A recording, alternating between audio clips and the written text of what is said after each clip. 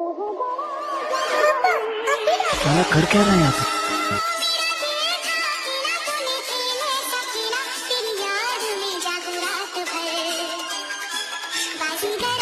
अरे अरे अरे मैडम, ये क्या कर रहे हो? दिमाग खराब है क्या आपका?